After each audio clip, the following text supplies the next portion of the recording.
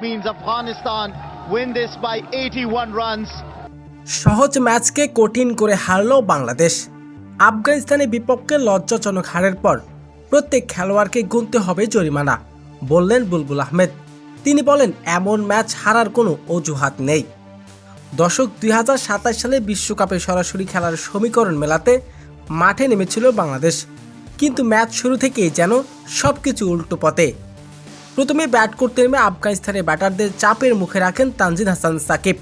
তবে ইব্রাহিম জারদারের দুর্দান্ত ব্যাটিং, তার 95 রানের ইনিংস ভর করে শেষ পর্যন্ত 48 ওভারে 9 উইকেট হারিয়ে 191 রানের লক্ষ্য দাঁড় করান আফগানিস্তান। 191 রানের সহজ লক্ষ্য তাড়া করতে নেমে শুরু থেকেই ধসে পড়ে বাংলাদেশের ইনিংস। মাত্র 10 ওভার শেষে বাংলাদেশ 5 উইকেট হারিয়ে 50 রান তুলেন। টপ অর্ডার ব্যাটাররা একের পর এক ফিরলেও চাপে পড়ে যায় গোটা দল, কিন্তু কেউ দায়িত্ব নিতে পারেনি। শেষ পর্যন্ত 28 ওভারে 109 রানে অল আউট হয়ে যায় বাংলাদেশ। বরং আফগানিস্তানের স্পিনার ঘূর্ণিপাক্ষে 80 রানের বড় পরাজয় বরণ করে নেন টাইগাররা।